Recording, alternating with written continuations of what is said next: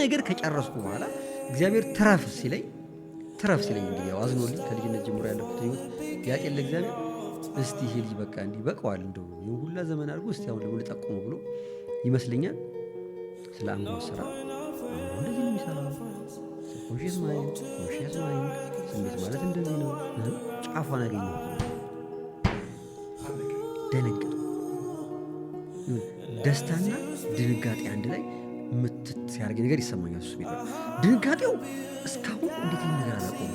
የመጀመሪያው ነገር በጣም እኮ ብዙ ነገር አነባለሁ። ምን ገጣሚ ነኝ እላለሁ፣ እንደ ሬዲዮ ጋዜጠኛ የሚያደርገኛል። ህግን የተማርኩት ብዙ ነገር አንብቤ ያለው አዋቂ ነው የሚያደርገኝ። እዚህ ተሸክሜ የምዞረው አእምሮ እንዴት ነው የሚሰራ ግን ብልጭ ብሎልኝ አያውቅም ማለት ነው።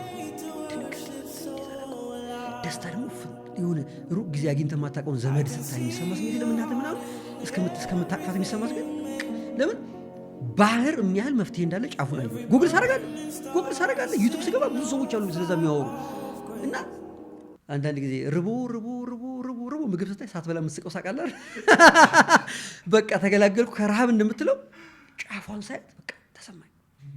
ከዛ ከስራ እየቀረው ማንበብ ጀመርኩ። ከስራ እየቀረው በቃ ታውቁት ሌላውን ነገር እየተው ማንበብ ስራ ስንሄድ ምናምን እሱን ነገር ማዳመጥ ጀመርኩ። እኮ ችግር ውስጥ እኮ ነኝ። በቃሙም አለ ሌላውም ነገር አለ ምናምን ግን ማዳመጥ ጀመርኩ።